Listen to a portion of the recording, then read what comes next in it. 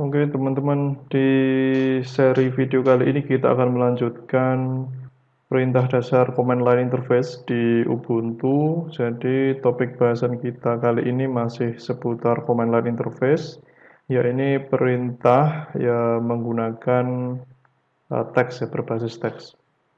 Silahkan disiapkan terlebih dahulu untuk virtual mesinnya dan pastikan Ubuntu yang sudah terinstall nanti bisa berjalan dengan normal. Nah, ini di sini ini topik bahasannya masih sama. Ini saya download modulnya di Spada. Kemudian yang akan kita lakukan hari ini, kita coba dulu buka terminalnya.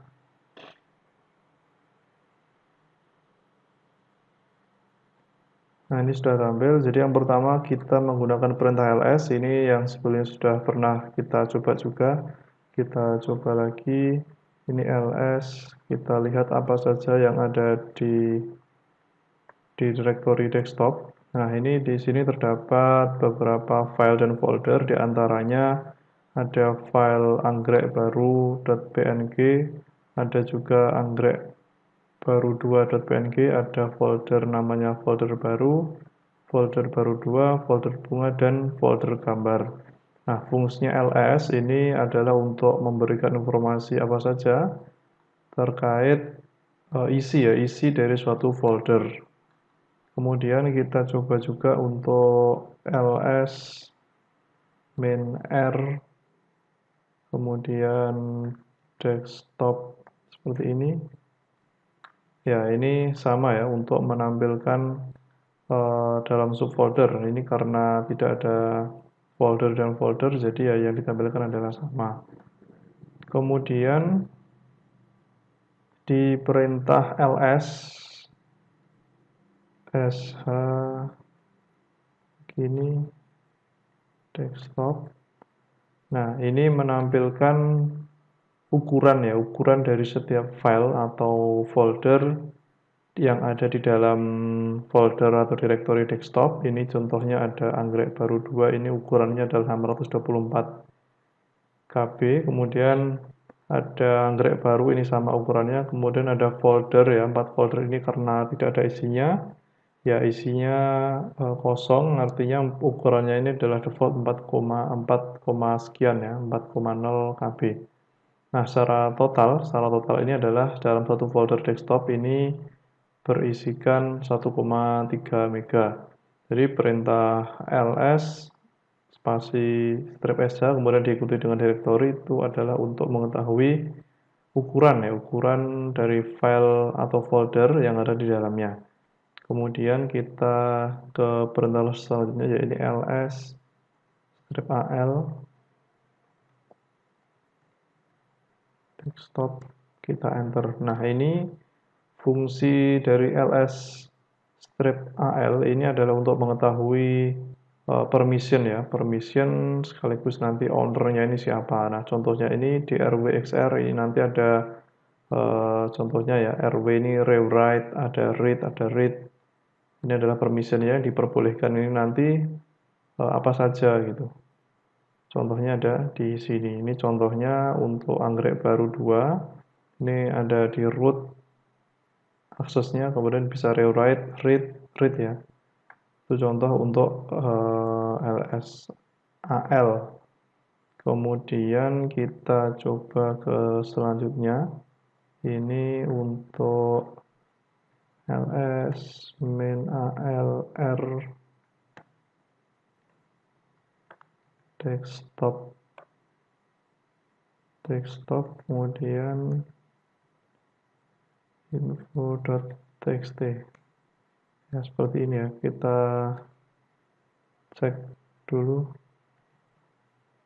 Nah, ini terdapat satu file baru, yaitu info.txt. Fungsinya apa? Fungsinya ini adalah untuk menyimpan informasi-informasi yang seperti ini ke dalam suatu file.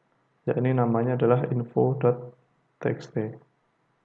Kemudian dilanjutkan ini untuk df ya. Df ini perintah ini digunakan untuk menampilkan penggunaan kapasitas disk file system untuk semua partisi yang terpasang atau mounted partitions. Perintah ini dapat ditambah option min h agar lebih mudah dibaca oleh manusia ya. Ini contohnya kalau kita menampilkan hanya df saja, ya kurang lebih seperti ini, ada file system, ada ini ya size-nya, kemudian ada use-nya, ini available-nya, statusnya seperti ini, kemudian kita coba df min h. Nah, ini menjadi lebih manusiawi untuk dibaca. Misalkan udef ini size-nya ada kurang lebih 701 mega, tmpfs ini ada 146 mega, dan seterusnya. Misalkan modul ini sampai sekian ya ukurannya. Nah, kemudian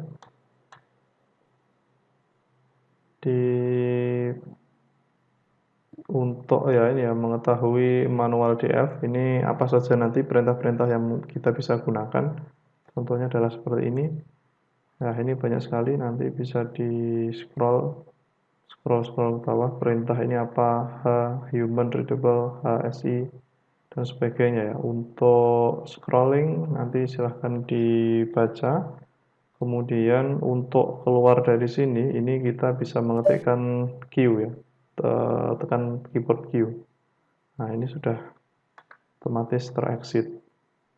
Kemudian ada perintah juga, ini namanya DU. DU ini untuk mengetahui kapasitas folder dan subfolder ya. Misalkan seperti ini, kita tambahi H. Nah, ini menjadi manusiawi. Size-nya ya, bisa kita ketahui. Misalkan yang ini 51 mega. Ada yang lainnya juga, ada 2,1 mega ini di bagian folder download. Ya, kurang lebih seperti itu ya. Untuk contoh yang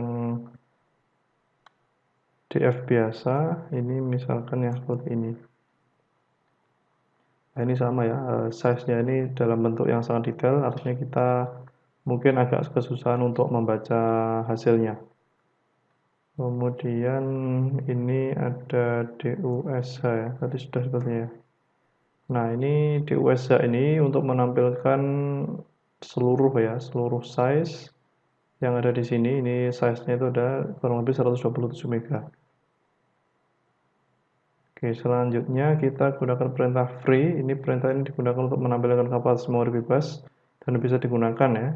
Dan bisa digunakan karena memori ini yang bebas dan bisa digunakan. Perintah ini menggunakan free m. Misalkan free m.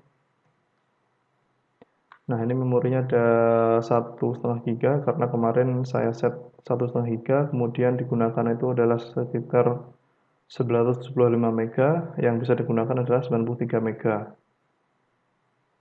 Ya, kurang lebih informasi yang free-nya ini segini ya, yang free segini, yang kita bisa gunakan adalah sebesar 287 mega. Kita lanjutkan, ini untuk perintah top. Perintah ini adalah singkatan dari table of process, di mana perintah ini digunakan untuk menampilkan informasi dari sistem Linux Anda ya. Informasi yang ditampilkan adalah mengenai proses apa saja yang berjalan di sistem resources. Misalkan CPU, RAM, penggunaan memori ya. Kita ketikkan top. Nah, ini ada contoh-contoh datanya, ini PID atau proses ID-nya, kemudian user yang berjalan ini, yang menjalankan ini siapa. Misalkan yang ini ada PR ya, kemudian ada NI, ada VRT, ada R resources, nanti ada juga CPU-nya ini berapa persen digunakan, memorinya berapa persen, time-nya ini sudah berjalan berapa lama, kemudian komennya ini apa ya. Misalkan top ini ya, barusan kita jalankan selama 18 detik yang lalu, dan akan terus bertambah ya. Yang jalankan adalah user ya, saya. Oke, untuk berhenti kita bisa menekan tombol Q ya. Nah, ini langsung berhenti. Kita lanjutkan untuk PS aux. Jadi ini adalah perintah ya, singkatan dari proses status. Pilihan yang terdapat dalam menu ini adalah strip aux untuk menampilkan seluruh proses. Ini kita coba.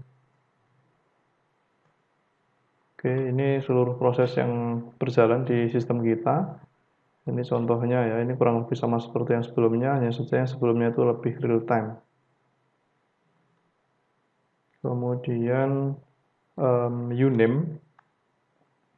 Uname ini adalah perintah yang digunakan untuk menambahkan informasi tentang sistem seperti nama mesin, nama user kita, kemudian ada versi kernelnya juga. Nah, ini fungsinya uname ini adalah kita untuk compiler kernel ya. Ini misalkan uname Nah, ini ada informasi ini terkait sistem yang saya gunakan. Ini sistem yang berbasis Linux. Kemudian nama user ya. Nah, yang saya gunakan itu adalah Strip VirtualBox. Ini Ubuntu. Kemudian instalasi pertama kali ini adalah pada hari Jumat, Juli tanggal 10. Kemudian waktunya ya. Kemudian untuk versi instalasinya ini 64 bit atau 86. 86 ini artinya 32 bit. Untuk basisnya ini adalah Linux. Nah, ini informasi ini dapat kita gunakan untuk mencari tahu ya sistem apa yang terinstall di laptop kita, kemudian kapan pertama kali kita menginstal sistem Ubuntu di mesin kita. Kemudian ada juga untuk LSB release A, ini kita coba release A. Nah, ini ada yang namanya distributornya ini atau distro Linuxnya ini adalah Ubuntu. Kemudian versinya ini ada Ubuntu 20.04.1 LTS. Kemudian rilisnya ini 20.04 ya, artinya 20 ini tahun 2020, kemudian 04 itu adalah bulan 4 ya, artinya Januari, Februari, Maret, April. Kemudian untuk codename-nya ini adalah vokal ya. Nah, ini setiap distro Ubuntu itu pasti setiap edisinya pasti ada codename masing-masing. Nanti silahkan teman-teman coba mencari informasi yang lainnya.